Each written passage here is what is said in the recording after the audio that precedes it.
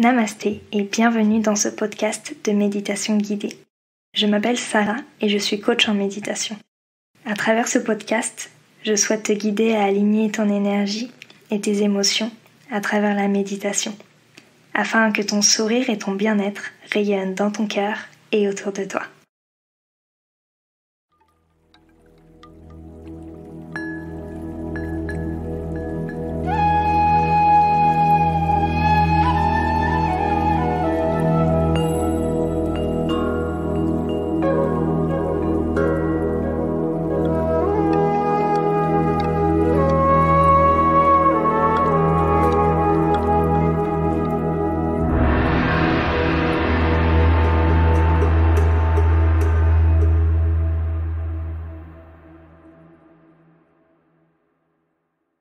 Aujourd'hui, je retrouve Steven. Steven, je t'ai rencontré l'année dernière pour la session Digisoma et depuis, c'est de belles découvertes, de très belles découvertes.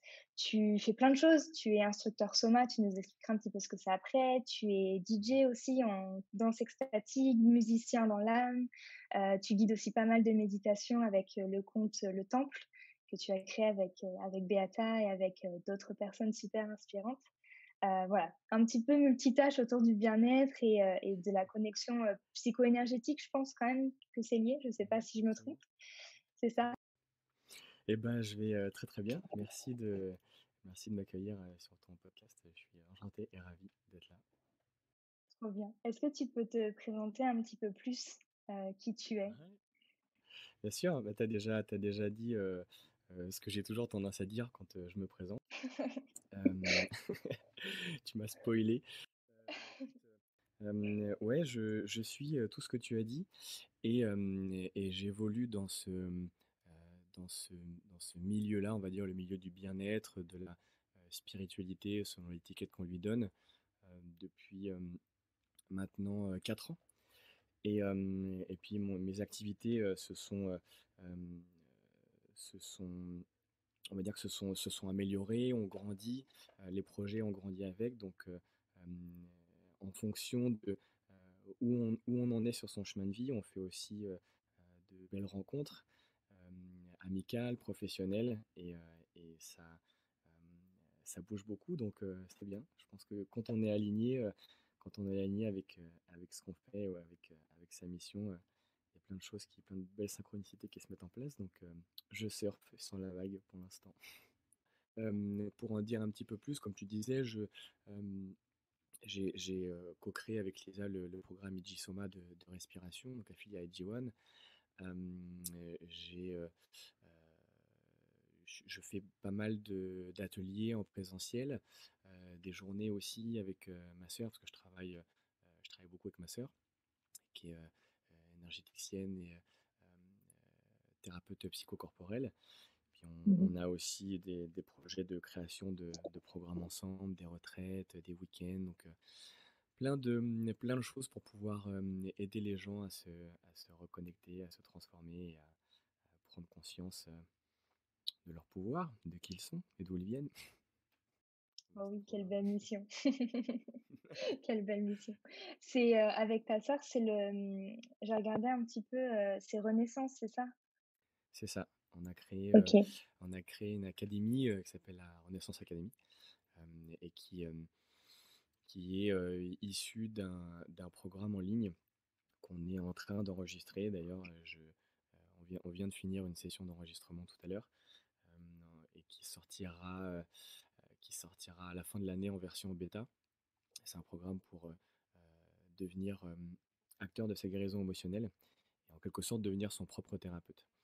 Alors ça Mmh. comprend des exercices de respiration de type soma avec des protocoles hypnotiques assez puissants et on associe des exercices à tout ça, des choses qui font que celles et ceux qui rentreront dans le process de ce programme euh, auront une vie qui va changer du tout au tout, c'est sûr.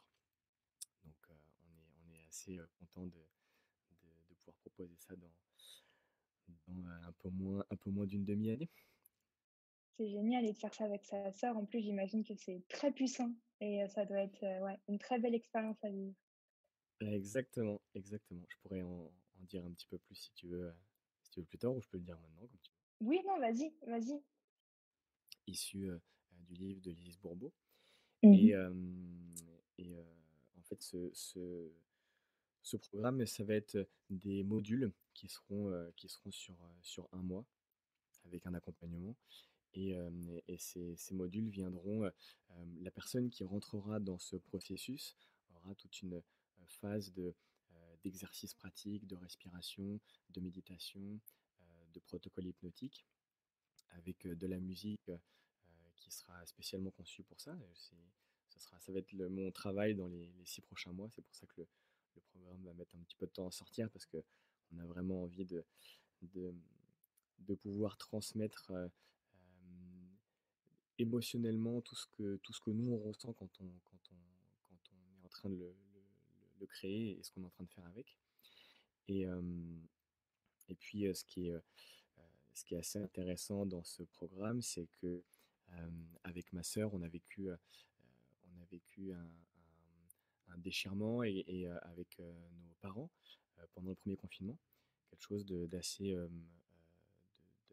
difficile, même très difficile à vivre sur le moment. Et puis depuis ce confinement, on a été en process tous les deux. Alors on fait beaucoup de travail sur soi. Moi, je suis coach d'une certaine manière, et puis elle est thérapeute, donc naturellement, tous les deux, on s'accompagne, on s'entraide, et puis on se, on se Mmh, challenge, et soutenue, puis ouais. voilà, exactement.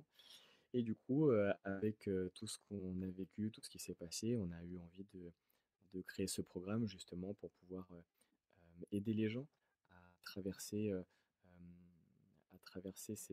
les difficultés qu'on peut traverser dans la vie, qui sont à 99,99% liées à ces fameuses blessures d'âme. Ce sont des blessures qu'on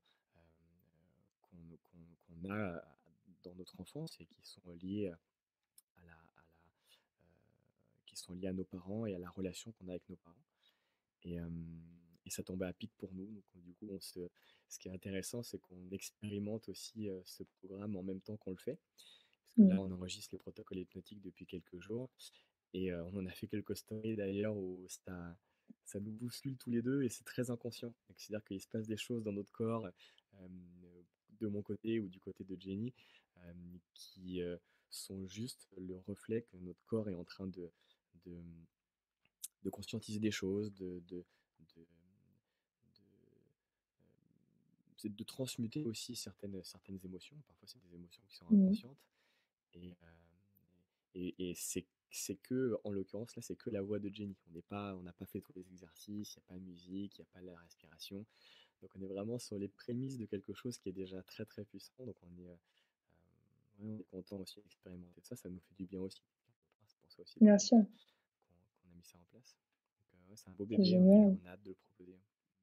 Ouais, bah, écoute, ça tu parles avec beaucoup d'amour de ce projet donc ouais, je pense que ça va être très fort et ça se voit que vous le faites avec le cœur et que voilà, il y a de bonnes énergies donc ouais. Je mettrai le lien de ton Instagram, de l'Instagram de ton Super. académie, comme ça ceux qui sont intéressés pourront aller voir du coup le suivi et regarder tout ça. Et tu parlais ça faisait 4 ans que du coup, tu étais dans cette découverte et cetera. Est-ce que la méditation est venue à ce moment-là ou c'est venu bien avant? Comment tu as découvert la méditation? Alors, à la base, moi, je suis quelqu'un de très cartésien. Euh, je n'aimais pas méditer plus que ça, et c'est pas quelque chose que j'affectionne particulièrement. J'aime les états méditatifs, ça me fait du bien, mais je cours pas après, si tu veux. Je cours pas après, j'ai un mental qui est très très présent. Donc moi, les exercices de respiration de type soma, c'est eux qui m'ont vraiment permis de venir pour de vrai conscientiser ce que c'est que la méditation. Mmh. Et à l'époque, au début, j'ai commencé à m'intéresser à la méditation quand je me suis intéressé à l'hypnose via ma sœur. Je me suis intéressé à l'énergétique parce que j'avais été initié au Reiki et au Laoshi. Je pratique plus ces ces séances énergétiques, mais c'était intéressant de pouvoir déjà commencer à ressentir kinesthésiquement les énergies, sa propre énergie, l'énergie des autres, l'énergie des arbres, de la nature, de tout ce qui nous entoure, en fait, de tout ce qui est vivant. Mhm. Et pour moi, déjà, ça commençait à être un step dans ce, dans ce monde-là, en fait, que j'étais en train de découvrir. Et puis après, j'ai fait des retraites Vipassana. J'en ai fait une en France et j'en ai fait une en Inde parce que j'ai senti que ça. Déjà, j'avais envie d'être. J'aime bien les challenges, j'avais envie de me challenger. Et 10 jours de méditation, 10 heures par jour, sans rien, sans téléphone, sans livre, sans cahier, sans stylo, sans rien. C'était à la fois très compliqué et à la fois hyper transformateur. Et c'est pour ça que j'ai voulu refaire l'expérience en Inde d'ailleurs. Mais à la base, j'étais pas, voilà, j'étais pas forcément un grand fan de la méditation. Et puis, ça me faisait chier en fait.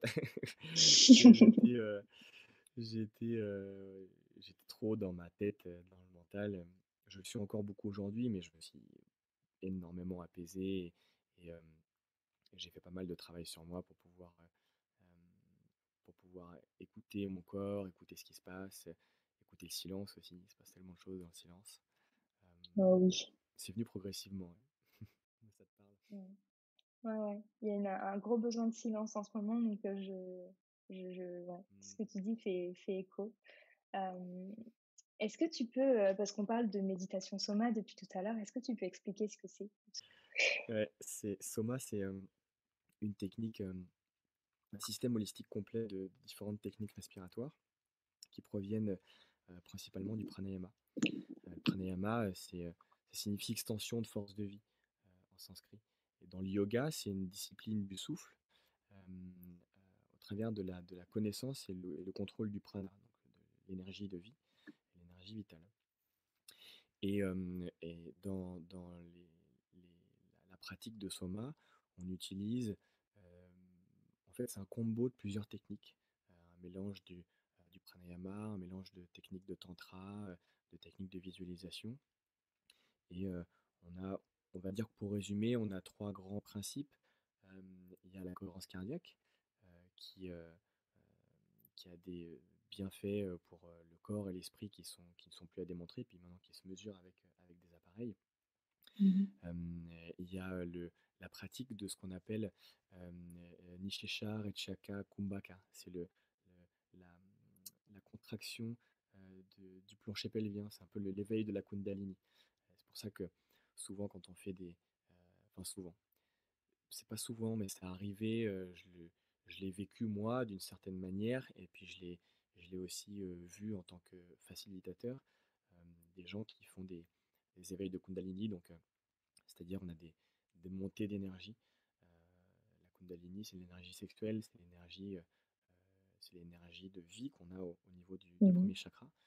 Et cette énergie-là, quand on l'appréhende, quand on y fait attention et qu'on apprend à la maîtriser, eh bien, il se passe des choses assez incroyables dans le corps, au niveau du troisième œil, au niveau de nos différents chakras. Et donc ça, pendant des pratiques de soma, eh ben, on active cette kundalini, on appelle ça mula bandha, c'est la Mhm. contraction du plancher pelvien. On active ça pendant 20 minutes, une demi-heure, trois quarts d'heure, une heure. Donc c'est des exercices qui sont très puissants et qui induisent des états de conscience modifiés qui sont assez intéressants. Puis le gros de Soma, c'est la partie hypoxie intermittente. C'est-à-dire que on va, euh, on va enchaîner des phases de respiration qui vont être ponctuées avec des phases d'apnée. Ça va être des phases d'apnée poumon plein, des phases d'apnée poumon vide. Et, euh, et les bienfaits de l'hypoxie intermittente, ils sont extrêmement nombreux aussi. Ce qui est intéressant avec Soma, c'est que tout ce que je raconte là, euh, ça, ce sont des techniques de respiration qui sont appuyées par la science moderne. Celles et ceux qui ont, qui ont intégré le programme Ijisoma, et tout est sourcé, c'est scientifiquement c'est assez intéressant. Et les Russes sont très forts aussi là, en termes d'hypoxie intermittente. Ils ont, je pense, je le dis souvent, ils ont peut-être 30 ou 40 ans d'avance sur tout le reste du Ouais. monde. et les bienfaits ne sont plus à prouver à ce niveau-là. Donc on va dire qu'on a un espèce de melting pot de techniques en une seule, et puis associé aussi de la musique, c'est ça aussi qui fait la particularité de Soma par rapport aux autres pratiques respiratoires, c'est qu'on a de la musique qui est créée spécialement pour ça. Donc, il y a toute une équipe derrière de compositeurs qui sont tout aussi bons les uns que les autres, euh, qui, euh,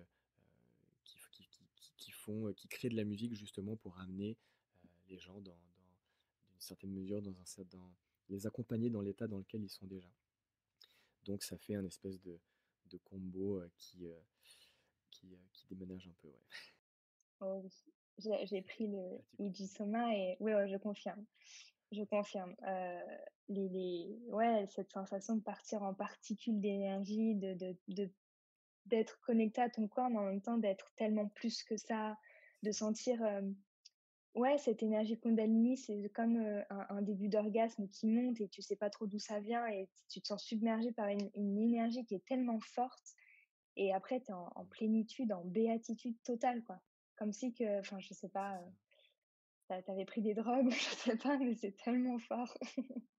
C'est ça, c'est ça. Et c'est marrant que tu dis ça parce que il y a, alors attends que je me souvienne de son prénom et de son nom. Il y a une étude qui avait été réalisée par un neuroscientifique, un américain. Ah oui, c'est le docteur Jeff Tarrant, Mmh. T-A-R-R-E-N-T, qui a montré que, donc ils ont fait des analyses sur une session de Soma de 20 minutes. D'ailleurs, si les gens qui ne connaissent pas Soma veulent pratiquer Soma, et ils ont la possibilité de le faire gratuitement avec une méditation qui est à dispo sur mon compte Instagram, puis sur le compte sur le site DigiOne. Et sur cette méditation de 20 minutes, ils ont mesuré le fait qu'il se produisait une activité cérébrale comparable à celles qui sont mesurées lors d'expériences avec des psychédéliques, avec une dominance significative des fréquences gamma. Et Mmh. les ondes cérébrales gamma, elles sont associées à une pensée qui est hautement inspirée et à des états de conscience qui sont extrêmement élevés. On dit aussi que des personnages un peu connus comme Mathieu Ricard, lui, il s'est fait poser des électrodes sur la tête, et puis lui, il a des dizaines d'années de pratique de méditation derrière lui. Et au bout de autant d'années, euh, ce, ce type de yogique, ce type de yogi, pardon, peuvent atteindre des fréquences gamma en méditant. Atteindre des fréquences gamma en méditation, c'est extrêmement compliqué. Et l'avantage de Soma, c'est que en l'espace de 20 minutes, une séance respiratoire permet donc ça a été mesuré, et ça permet d'arriver sur ces fréquences-là, qui sont Mmh. celles que les gens qui expériencent les psychédéliques ou les plantes chamaniques ont la possibilité de vivre. Donc ce qui est intéressant, c'est d'avoir le retour des personnes qui ont déjà fait ce type d'expérience, ont eu des expansions de conscience et des prises de conscience, etc., euh, par les plantes, par les psychédéliques, et puis qui ont aussi pratiqué Soma, et puis qui viennent, j'en fais partie, du coup, je peux dire aussi mon ressenti, et qui viennent expliquer euh, les similitudes. Et c'est vrai qu'on est on est dans des états, comme tu dis, moi, je ne sais pas toi si ça te l'a fait, mais quand j'ai fait Soma pour la première fois, c'est justement la première fois où j'ai ressenti l'énergie comme ça. Alors avec la pratique, quand on fait des pratiques énergétiques, on affine notre canal Mmh. kinesthésique, on affine nos sensations. Mais avec Soma, il y a cette espèce de booster qui vient tout de suite te faire ressentir les vibrations du corps, l'énergie. Il peut même parfois te faire sentir tes différents corps, le corps éthérique. Et comme tu dis, on se sent dans un état de plénitude, de béatitude, parfois même un petit peu déroutant. Je sais pas si ça t'a fait ça, Ouais. mais tu sais, quand tu es en apnée poumon vide, quand on conscientise ça, on peut se dire, apnée poumon vide, pas d'oxygène dans les poumons, euh, je tiens quoi à 10 secondes, pas plus.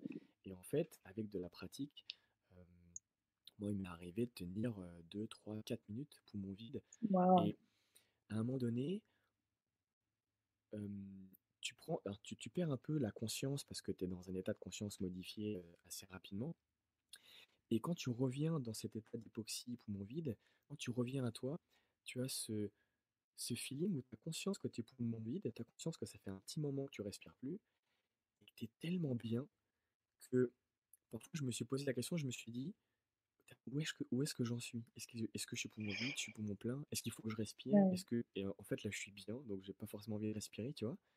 Et, et c'est dans ces états-là où justement de plénitude, de béatitude, de relaxation vraiment intense, que viennent, c'est là que c'est intéressant, que peuvent venir euh, tran- s- avoir des émotions qui soient transcendées.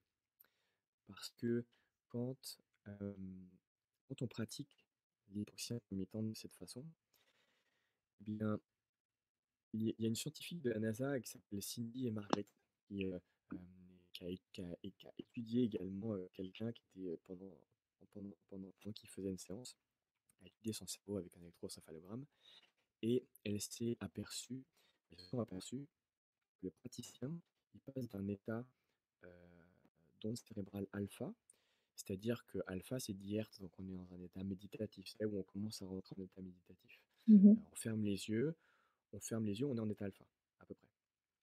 Et ça va, et l'état, les ondes cérébrales alpha viennent se mélanger à un moment donné pendant la séance avec les ondes cérébrales θ. Θ, on est dans le sommeil profond.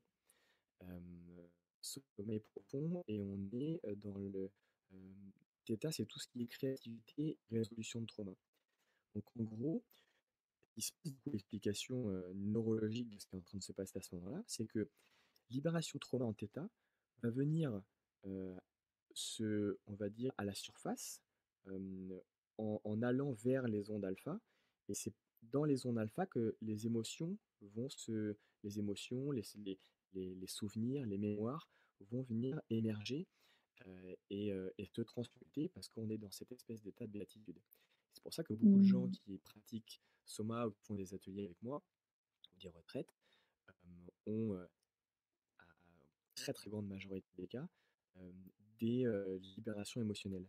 Alors, parfois c'est difficile, parfois c'est des larmes, parfois c'est des cris, parfois c'est des choses qu'on ne maîtrise pas, qu'on ne contrôle pas, et en même temps, c'est des choses qui permettent de nous libérer. Parce qu'une fois qu'on se libère de, de ces schémas-là, de un vipassana, on traîne un petit peu des cailloux, un sac rempli de cailloux, et puis à force d'observer, eh bien, ces cailloux finissent par remonter à la surface. Bah là, c'est pareil, sauf qu'au lieu de l'observer pendant plusieurs heures de méditation, eh bien là, on, on force un petit peu le truc, si tu veux.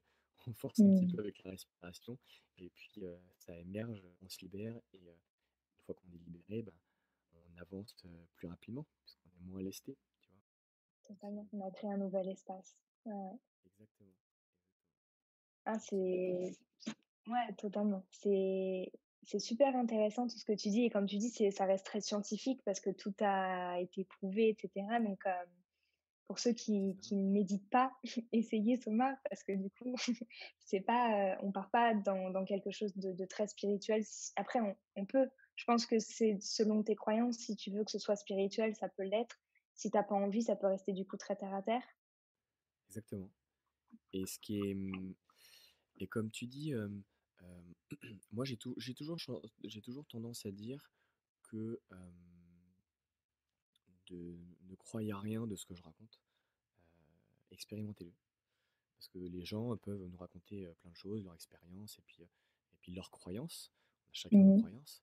Euh, mais les croyances, c'est pas des vérités. Les croyances, c'est des croyances. Et à partir du moment où on fait l'expérience de quelque chose, eh bien, notre expérience euh, fait que l'on en fait sa vérité. Donc, sa vérité, c'est pas une vérité universelle, mais c'est sa vérité.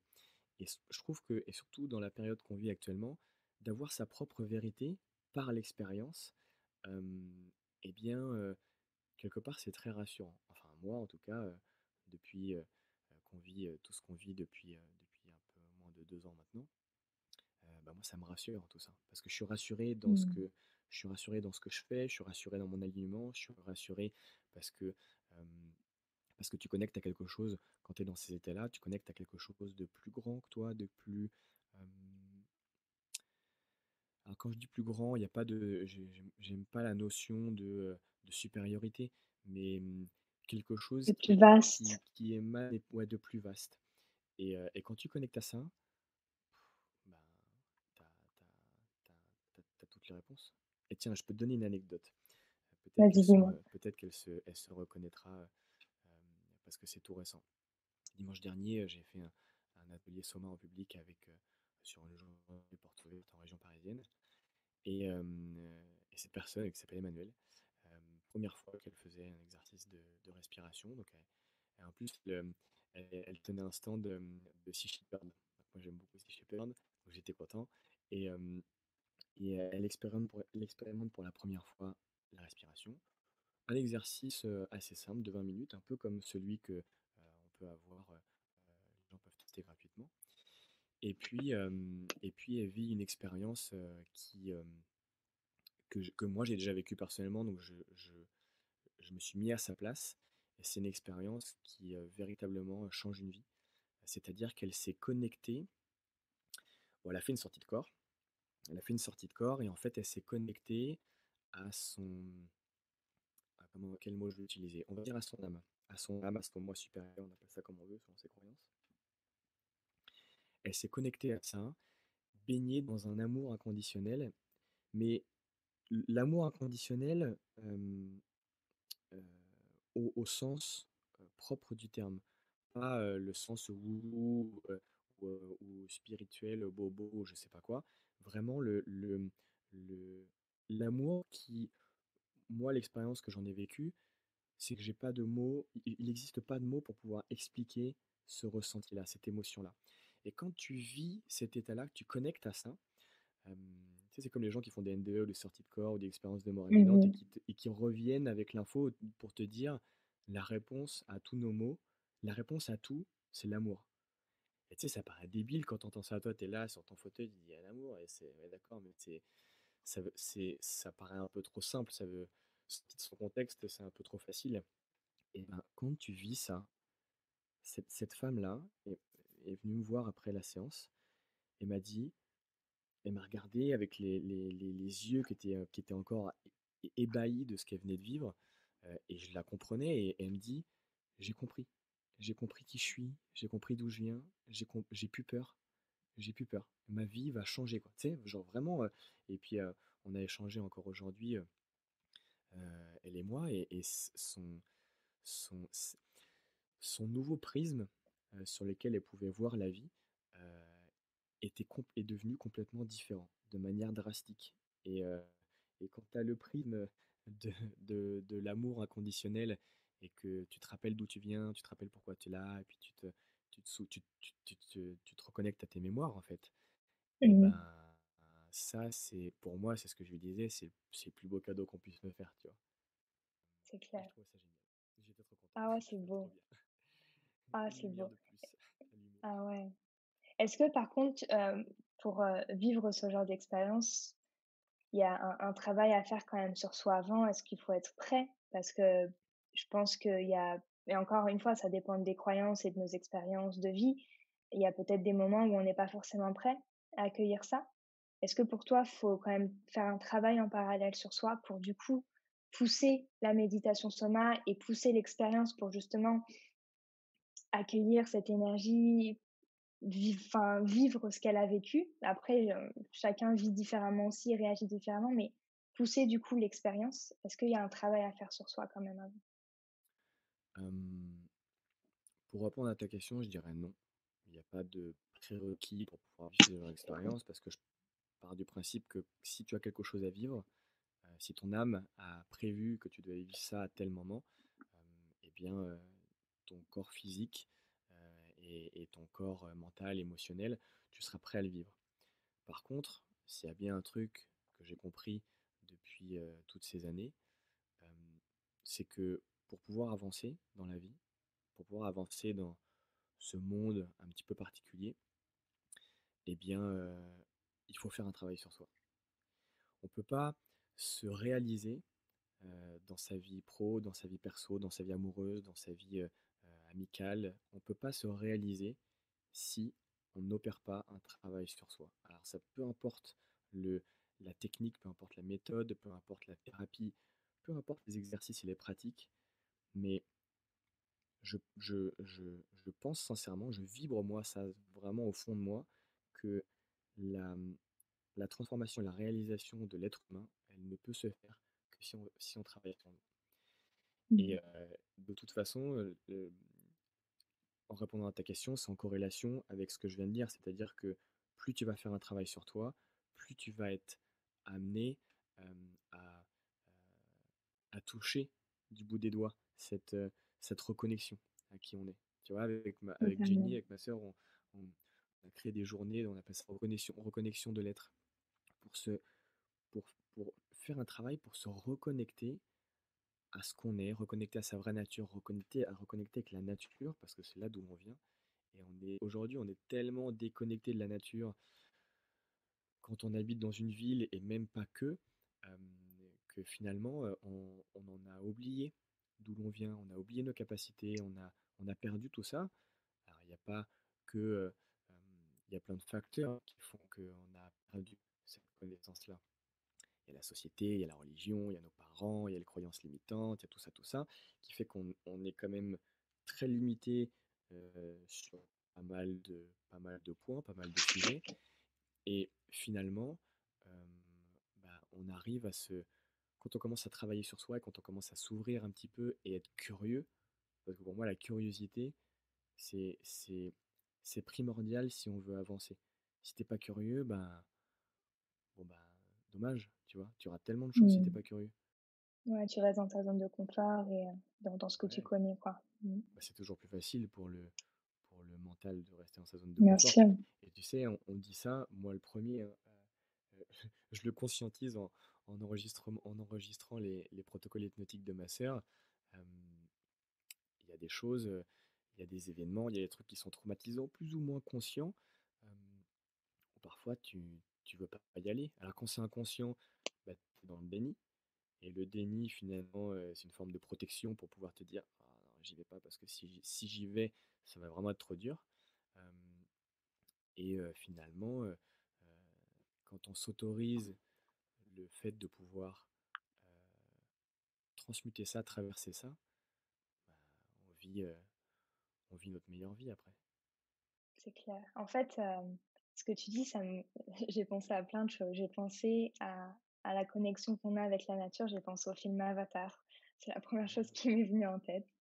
Hem, ouais, en fait, cette connexion qu'on a oubliée et c'est vrai, en fait, on se déconnecte tellement vite dans notre monde actuel, dans notre société avec les réseaux, oui, avec enfin, tellement de choses qui nous entourent, la pollution, sonore, la pollution enfin bref, tout ce qui nous entoure, ça nous permet, facilement déconnecter de notre réalité et en fait, on nous a jamais appris à se reconnecter à soi, à nous reconnecter. Regarde, les petits, quand, ils ont une émotion et ben, on les met devant la télé comme ça, ils pleurent plus et on est tranquille.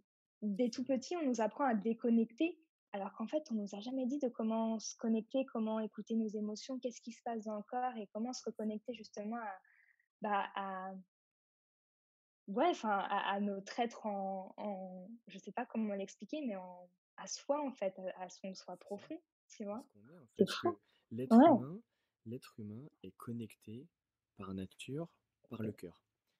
Et alors moi, j'ai une vision de la société qui est, euh, qui est assez dark, dans le sens où j'ai pris conscience que la société occidentale dans laquelle on vit euh, nous détruit nous détruit ou nous asservit ou nous empoisonne ou nous conditionne sur à peu près tous les niveaux. Alors, en ce moment, je suis en train de faire la formation AG1. Tu l'as fait aussi? je l'ai pas encore faite. C'est dans mes projets, Ok. mais j'ai fait Soma pour l'instant, pas Edgewin. Voilà, formation AG1 et pour devenir expert en nutrition. Et dans cette formation, je savais déjà beaucoup de choses, mais juste de se dire que notre nourriture, elle est empoisonnée de A à Z, Et puis, quand elle est pas ou peu empoisonnée, en fait, on est dans un système de culture qui fait que, les sols sont pauvres en nutriments, sont pauvres en micronutriments, sont pauvres en il y a tellement de choses qui est appauvrie, c'est qu'une pomme des années 1950, elle avait, 400 fois plus, de nutriments qu'une pomme aujourd'hui qu'on trouve, dans nos rayons. Et c'est horrible de se dire que même au niveau de notre nourriture, on est empoisonné. Et je parle même pas de l'air, je parle même pas des ondes et des fréquences, qui nous entourent, que ce soit même le téléphone qu'on a dans notre poche. Mais moi, je le mets, tu sais, maintenant je le mets plus dans la poche, mais Mmh. tu sais, jusqu'à il y a encore, 1 an, j'avais le téléphone dans la poche parce que ça fait partie de nos programmes. On est, heu, on est programmé comme ça.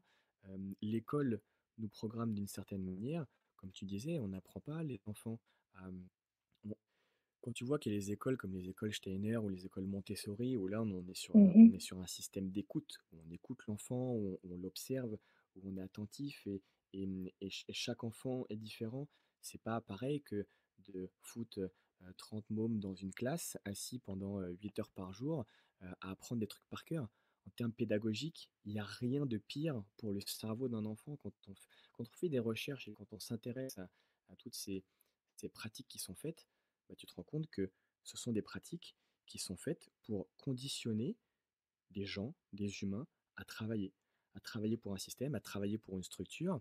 Euh, et au final, c'est pour ça qu'on a autant de gens qui sont malheureux, qui prennent des antidépresseurs, qui sont pas heureux dans leur boulot, bah, parce que finalement, ils ont pas fait quelque chose qui les anime, qui les faisait vibrer, qui pouvait ou dans lequel ils pouvaient être dans leur zone de génie, tu vois? Et pourtant, je pense que on peut vraiment avoir de tous les métiers, hein.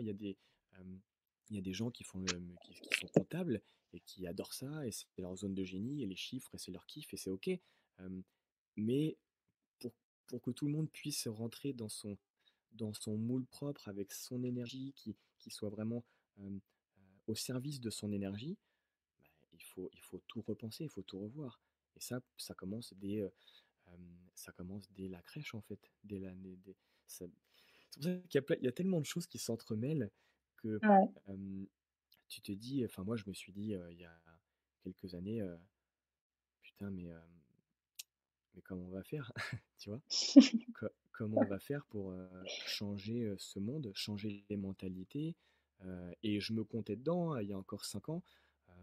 J'étais, pas ou peu conscient de l'impact que chacun, chacune pouvait avoir sur l'environnement, sur sa façon de consommer, sur déjà ce que tu mets dans ta bouche.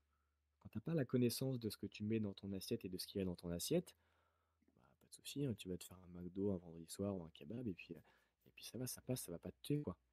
Mais en fait, Mmh. ça, plus ça, plus ça, plus ça, plus ça, c'est à petit feu en fait que ça se passe.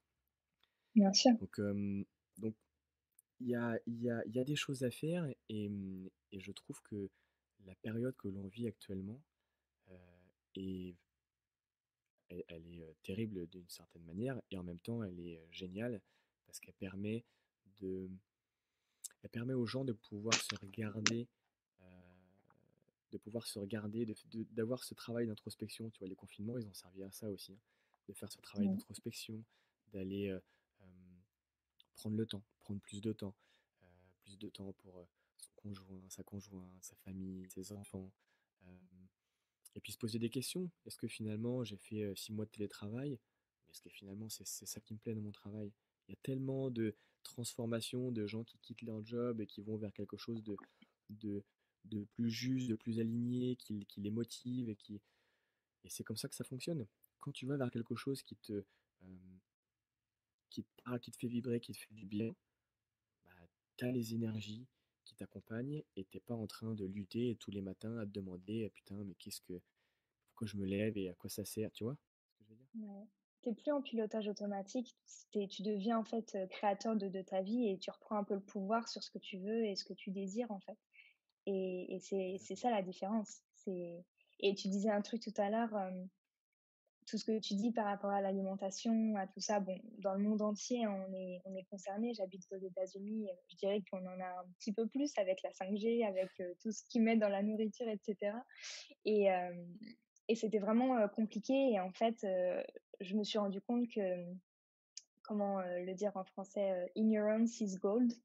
L'ignorance Mmh. est d'or parce qu'en fait, à Ouais, partir du moment où tu es ignorant, bah, en fait, tu n'as pas la responsabilité de ces connaissances et quand tu es ignorant de quelque chose et en soi, c'est pas mal, hein, mais quand on est ignorant de quelque chose, bah, on peut pas savoir ce qui est bon ou pas pour nous et je pense que exactement. dans nos sociétés, on est vraiment, alors il y en a qui choisissent l'ignorance, hein. Il y en a qui le savent Mmh. vraiment pas, il y en a qui la choisissent, mais c'est vrai que quand on commence à prendre conscience de tout ça, on peut pas vivre comme on a pu vivre avant parce que Non. tu peux plus. Tu peux plus parce que tu reprends pouvoir et tu reprends conscience et tout ce qui se passe, tu as des déclics et ça vient comme ça au petit à petit et ça peut commencer avec l'alimentation, puis après être peut-être plus écologique et puis après par rapport à toi, tes émotions et tu vois? C'est un chemin, chacun a son chemin, mais c'est vrai qu'on commence tous par un une une petite action pour ensuite faire de belles choses donc gardons espoir. Je sens que les Exactement, consciences ont ouais, ouais, exactement. Il faut commencer par quelque chose, hein. Faut bien commencer quelque part. ouais. Donc, mais C'est moi, ça, pour te dire, hem, j'ai vraiment, je vois les choses de manière très positive pour la suite. Hem et si, les gens, ont l'intelligence d'éteindre leur télé et juste de se connecter les uns aux autres hem, avec des gens qui sont bienveillants, hem, qui, qui sont dans le partage, dans l'amour, dans la bienveillance et on est dans l'humain. Quand tu commences à te connecter comme ça, les uns avec les autres, bah, tu te rends compte que la vie, elle est quand même assez incroyable. Et c'est intéressant parce on est aussi, on vit une époque où on est aussi au pied du mur, tu vois?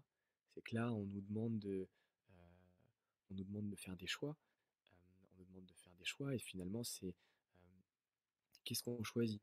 Est-ce qu'on choisit, les choses qui sont bonnes pour nous ou est-ce qu'on choisit autre chose? Hem, Après chacun ses croyances et c'est OK. Mais, tout à l'heure tu disais un truc qui était, intéressant sur le, heu, l'ignorance is gold. L'opposé, ça pourrait être, la la connaissance, c'est le pouvoir, tu vois? totalement. On part du Ouais, principe que quand tu as la connaissance sur un sujet ou sur un domaine, ben, tu peux plus te tu peux plus te faire leurrer, tu peux plus t'as des infos qui te permettent de grandir, d'évoluer, d'être en bonne santé, de te sentir bien, de te sentir mieux, de te connecter à d'autres choses, des choses plus fortes, plus grandes. Et quand tu as cette connaissance-là, ben, c'est bon, tu as tout en fait. c'est exactement ça, hein. Ouais. Non, mais c'est ça et tu parlais de partage justement, de du fait qu'on soit tous interconnectés les uns les autres. On est humain, on est un animal social comme on dit. Mmh. Hem, est-ce que tu peux nous parler un peu de danse extatique? Parce que la danse extatique, ça se fait avec plusieurs personnes. Je sais qu'à Los Angeles, ils organisent des, silence disco où tu as un Ouais. casque en fait et tu tout on est tout le monde est à la plage et on danse sur la même musique donc tu crées des liens mais en même temps tu es tellement connecté à toi que tu peux que le partager. Est-ce que tu peux nous parler un petit peu de ce que c'est et comment en fait ça qu'est-ce qui se passe dans le corps, dans notre esprit quand on est en danse extatique? Alors, l'ecstatic dance, la danse extatique, moi je connaissais pas ça il y a encore 3 ans. J'avais jamais entendu parler de ça. Et j'ai découvert ça en Thaïlande, sur l'île de Koh Phangan et Mmh, j'étais, tu connais? ouais. Ouais et c'est un endroit, le nord de l'île est absolument, incroyable et j'ai découvert ça. Il y avait une pyramide, au milieu de la jungle qui était ouverte à sa base et j'arrive déjà de loin dans la jungle, j'entends, du son tribal avec des percus, des sonorités mais de dingue. Je me dis: «Waouh!» Déjà juste la musique, c'était fou et quand j'arrive, au pied de la pyramide, je vois, 200 personnes qui dansent. C'était un peu hippie style, tu vois? Hem Et puis il faisait 35 degrés, donc tout le monde en maillot de bain. Hem Et c'était, j'avais jamais vu ça. J'avais jamais vu une telle transe, hem, de voir des gens danser en transe comme ça et alors moi sur le coup, je je me dis: «Putain, j'avais trop envie d'y aller». Mais tu sais, tu as un espèce de temps de recul, tu dis: «Mais, je vais rentrer là-dedans, mais, comment, tu sais, tu là, toi tu danses et tu étais en festival et c'est pas pareil», tu vois? Et là, c'était vraiment, un peu ça ressemblait, il y avait de la danse contemporaine, de la danse contact et il y en avait qui sautaient, qui méditaient, qui respiraient, ça dans tous les sens, c'était dans tous les sens. Une joie, une espèce de d'étreinte et d'ambiance globale, c'était fou. J'ai mis une petite demi-heure, tu vois, à me mettre dedans, où j'étais là, je dansais, j'aimais bien, mais tu sais, tu as toujours cette espèce de boîte d'il y a 15 ans, où tu es là, tu te dis: «Ouais, quand même», toujours une partie de toi qui fait attention à comment tu danses, à ton Mmh. apparence, que ce soit conscient ou inconscient, tu as toujours ce truc-là. Et à un moment donné, et il y avait des gens, des mecs, des nanas qui croisaient mon regard, et puis tu sais, je voyais dans leur regard, dans le regard, ça voulait dire: «Mais lâche-toi mec, lâche-toi, regarde-nous», tu vois? Et à un moment donné, j'ai fermé les yeux et j'ai commencé à me lâcher, mais de ouf, tu vois? À danser, à sauter, limite j'étais en rythme mais sans l'être, et pour la première fois de ma vie, je me suis senti, en transe par la danse.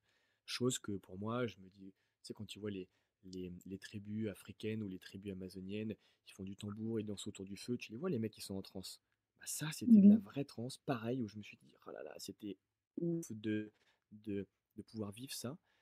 Et après, je suis devenu, un fan inconditionnel d'ecstatic dance, où j'y allais 2 fois par semaine parce que c'était devenu, ma sortie pour me faire du bien, pour me et ce que j'aime dans l'ecstatic dance, c'est que c'est un voyage, en fait. C'est pas juste tu viens, tu danses, c'est que généralement ça dure, 1 heure et demie, 2 heures, 3 heures. Et tu commences par un cercle d'ouverture. Donc, en Mmh. fonction des facilitateurs, tu peux commencer en cercle, tu peux commencer par terre, allongé, ou c'est très doux. Tu commences par une méditation, tu poses une intention, pour la danse qui va arriver, le mouvement. Tu poses une intention, si tu as envie de te libérer, si tu as envie de lâcher un truc, tu peux le lâcher. Et il n'y a qu'une seule règle à respecter dans l'ecstatic dance, c'est de ne pas parler. C'est-à-dire que quand tu es sur la piste de danse, le seul moyen de communication, bah, c'est le corps. Et quand tu as cette règle-là en tête, tu peux faire ce que tu veux, tu peux rentrer en contact avec les autres, avec des partenaires, si tu sens que c'est OK, et que c'est juste, et que ça se fait en accord avec l'autre, ou tu peux faire ça dans ton coin.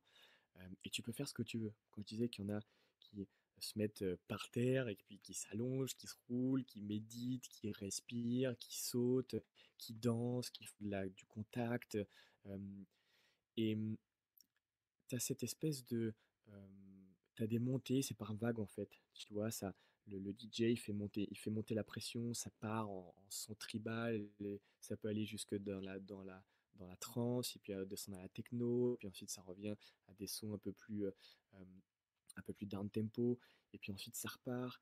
Et en fait, ça fait des vagues comme ça. Donc t'es dans un espèce de, euh, t'es dans un espèce de rouleau qui avance, qui repart, qui va plus vite, qui redescend.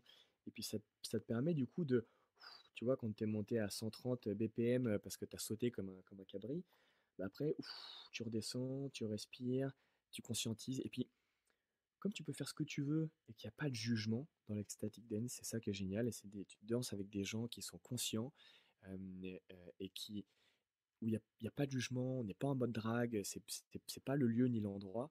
Tu es juste là pour kiffer, te libérer si tu as besoin de libérer des choses, et connecter avec un égrégore de groupe, hein, parce que là, dans, dans tout cercle, il y a toujours des égrégores, donc des énergies, on va dire, des énergies de groupe. Et puis là, tu as une énergie de joie, d'excitation, de gratitude.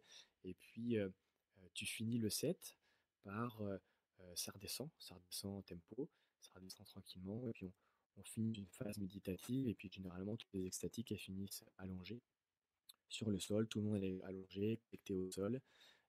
Et là, t'écoutes, t'observes.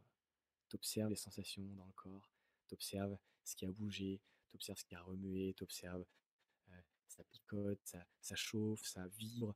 Il y a tellement d'expériences à vivre en ecstatic dance que tu ressors de là, t'es waouh, putain, j'ai fait une thérapie, tu vois. T'as limite fait une thérapie. Mmh. Ouais, moi, j'ai tellement kiffé ça que je me suis dit, faut que j'apprenne à mixer, il faut que je ramène ça en France. Ça existait déjà en France, hein, il y a euh, Ecstatic Dance Paris, et puis il y a plein de spots d'Ecstatic Dance qui sont vraiment très très cool avec des communautés conscientes et bienveillantes et trop bien. Ça fait plaisir de connecter avec des gens comme ça. Et t'en as un peu partout. Et je me suis dit, faut que je ramène ça, que je mette un peu ma patte, ma sauce, parce que j'adore la musique. Et, euh, et voilà, du coup, j'ai commencé à faire mes premiers extatiques il y a un peu 22 ans. Et je suis content, c'est cool. C'est trop bien. Là, ton expérience, ça m'a donné, je sais pas, genre, au niveau du cœur, tu vois? Ah ouais, non, mais il faut que j'en fasse une en rentrant à LA. Il faut Ouais, vraiment que trop j'y bien. aille. LA, Ça en donne, plus, il y en a pas ouais. mal là-bas, hein. Il y en a tellement, il y a un Ouais, groupe c'est ça. que je suis sur Instagram et en fait, ils en font sur la plage et tu le coucher de soleil, tu l'ambiance en plus californienne. En plus, les Hmm. alors je sais pas, hein, mais j'ai l'impression qu'en Californie, les gens sont un peu plus ouverts, je dirais, qu'en France et encore une fois, je généralise, c'est par rapport à ce que je peux ressentir, ce que je peux voir Ouais, et tu as, ils pètent des câbles en exotic dance et c'est trop bien! C'est génial, hmm. tu vois? Je trouve ça chouette et tu as la mer à côté, enfin voilà donc je j'y Ouais, pensais c'est clair. déjà mais je vais, amener mon chéri et puis on va se faire une petite, danse en rentrant. Trop bien. Ouais, faire ça en duo aussi, c'est très sympa. Des Ouais, belles ça doit connexions qui se bien, forment. c'est ça. Ouais, de belles connexions. Bah, écoute, non, vraiment, ça donne envie, donc essayez l'Ecstatic Dance. Ouais, Franchement, essayez de à trouver autour essayer. de chez vous, Ouais. regardez sur internet, regardez sur les réseaux. Il y a des ecstatic dance un petit peu partout et, euh, c'est très souvent, de manière générale, des belles communautés. Des gens, euh, Mmh. des gens qui sont, euh, qui ont généralement déjà fait un travail sur eux euh, et puis qui sont, voilà, les static dance, c'est la joie, quoi. C'est la joie, c'est le partage. De temps en temps, ça peut finir par parfois les statiques qui finissent par une petite bouffe commune. Et on est vraiment dans Ah, une trop notion chouette. de, ouais, une Communauté, notion non? ouais, de communauté. Et puis c'est des belles communautés, quoi. Ça fait du bien de connecter euh, voilà, avec des personnes qui se font du bien, qui se font kiffer, quoi. On a Ouais, besoin de tu ça. pas tout seul, c'est ça. Tu te rends compte que Mm. t'es pas tout seul et que ça fait du bien de voir que, voilà, tu as une communauté Ouais, derrière toi. Est-ce tout à que tu fait. aurais des conseils, pour ceux qui nous écoutent, un conseil que tu aurais aimé, avoir quand tu as commencé justement ce chemin autour de la spiritualité, autour, de la méditation, autour de toutes ces techniques dont tu nous as parlé, hein, ou quelques conseils que tu aurais là? Euh, le premier qui me vient, là, ce serait d'écouter son corps. D'écouter son corps parce que, me concernant, j'y fais de plus en plus attention parce que je suis en train de me former à la kinésiologie. Et en kinésiologie, on teste le corps par des réflexes musculaires. Et en fait, on se rend compte que le corps, quand on lui pose les bonnes questions et qu'on sait l'écouter, il a plein, plein de choses à nous dire. Oui. Des choses même que consciemment, on n'aurait même pas idée. Et, et je trouve que écouter son corps, c'est la meilleure des boussoles qu'on puisse avoir pour pouvoir prendre des décisions dans sa vie, euh, pour pouvoir aller dans telle ou telle direction, pour pouvoir faire tel ou tel choix. Et écouter son corps, ça veut dire aussi, c'est pas juste je ferme mes yeux et puis je vois où est-ce que ça picote, où est-ce que ça fait de la chaleur. Ça demande aussi quand même un petit travail d'introspection. Tu vois, c'est-à-dire que moi j'essaie de le faire, c'est pas facile parce que j'y pense pas tout souvent, mais ne serait-ce que quand tu es en conversation avec quelqu'un euh, ou quand tu es face à une situation, quand tu es face à un truc où tu te dis oh, attends, là je me pose une question, j'aimerais bien avoir une réponse, et ben juste de prendre un peu de recul, fermer les yeux et d'écouter ce qui se passe dans le corps. Est-ce que je suis gêné? Est-ce que j'ai mal quelque part? Est-ce que j'ai une douleur, une pression, une compression? Est-ce que, tu sais, c'est comme, euh, ça pourrait s'apparenter à, peut-être ça t'est déjà arrivé quand tu es dans une pièce avec plein de monde, à une fête ou quoi, et puis il y a quelqu'un qui rentre dans la pièce, et puis là tu dis, oh, il y a un truc que tu sens pas. Tu la connais pas la Mmh. personne, ni d'Ève ni d'Adam, mais juste tu sais que cette personne, ça va pas matcher. Tu sais pas pourquoi, mais bah, ça, c'est ton corps qui te parle. Et il y a plein d'études qui ont montré que euh, quand, quand, on, quand il se passe un événement, euh, donc pendant l'étude, c'était pas des événements traumatiques, mais c'était genre des petits chocs ou des petits chocs électriques ou des trucs pour tester. Et bien, avant que le choc arrive, genre une seconde avant que le choc arrive, le corps réagit. C'est-à-dire que le corps a déjà l'information de, de ce qu'il va vivre, de ce qui va se passer. Alors là, on rentre dans la physique quantique et je ne vais pas m'étaler dessus, mais c'est pour dire que le corps, il sait. Le corps, il sait, et quand on prête attention au corps et aux signaux qu'il nous envoie, eh bien, on peut se dire on ira toujours vers la direction qui est la plus juste pour soi. Alors tu vois, ça passe, je trouve que d'écouter son corps en ce moment, c'est quand même pas mal, puisque sûrement beaucoup de gens peuvent se poser des questions de qu'est-ce qu'ils doivent faire en fonction de ce qui est en train de se passer depuis ces quelques mois. Et bah, juste fermez les yeux, posez-vous, méditez un instant, et puis posez votre intention, posez votre question à votre corps de vous dire, ok, est-ce que ça, c'est ok pour moi? Oui ou non? Qu'est-ce que je ressens? Et vous posez, et juste faire attention à ce ressenti. Et parfois, ça peut aller au-delà, ça peut aller avec des mots, avec des phrases, des choses qui viennent, des images. Mais je pense qu'écouter son corps, ça peut être un bon conseil. Puis après, C'est un très bon conseil. après, un autre bon conseil, il y en a plein de, ben, le matin, en se levant, et le soir en se couchant, de se dire les trois trucs qui m'ont fait kiffer dans la journée. Comme ça, tu sais que tu t'endors avec une belle énergie, t'es bien. Et le matin, quand tu te réveilles, qu'est-ce que je vais faire dans la journée qui va faire que je vais passer vraiment une bonne journée? Et si tu Mmh. commences comme ça, bah, déjà, tu peux dire que tu es sur un niveau vibratoire, un niveau de positivité qui, quand tu intègres ça dans une routine, ça demande quelques minutes, hein. Quand tu intègres ça dans une routine, bah, ta vie va commencer à prendre tout son sens. Enfin, tout un sens qui est du coup très, très enclin avec ces nouvelles vibrations. 21 jours. 21 jours, c'est 21 jours minimum. Le cerveau, c'est le temps qu'il met pour pouvoir intégrer une information. Passer les 21 jours, voilà, c'est intégré. Bisous et puis bonne journée, quoi. Après, vous continuez. C'est ça, exactement. C'est trop chouette. Ton premier conseil, j'ai fait un cycle de pleine conscience il y a quelques temps et c'était sur les relations interpersonnelles. Donc, du coup, vraiment connecter à l'autre, la parole Mhm. consciente, l'écoute active de soi, mais aussi des autres. Et, euh, et l'instructeur en pleine conscience, il nous disait tout le temps, écoutez votre corps et demandez-vous comment ça se manifeste dans le corps, qu'est-ce qui se passe. Et cette Mhm. phrase, je me la répète tous les jours. Comment ça se manifeste dans le corps? Où est-ce que ça se manifeste? Est-ce que c'est le cœur qui me parle? Est-ce que c'est ma raison? Est-ce que ça se passe au niveau du ventre? Et à partir de là, effectivement, ça te donne des pistes parce que, comme tu l'as dit, le corps sait. Et voilà, donc ça fait sens. Écoutez votre corps et Mhm. kiffez votre vie en fait. On est là Exactement. pour ça, donc kiffez votre vie. Merci d'avoir écouté le podcast jusqu'à la fin. Je suis ravie de partager ces moments avec vous toutes les semaines et de pouvoir vous inspirer à travers les personnes que j'interviewe. Merci à vous pour votre écoute, votre soutien quotidien. Je vous dis à la semaine prochaine pour un tout nouvel épisode. N'hésitez pas à partager et à écrire un petit commentaire sympa sur le podcast. Je vous dis à la semaine prochaine. Je vous fais plein de gros bisous.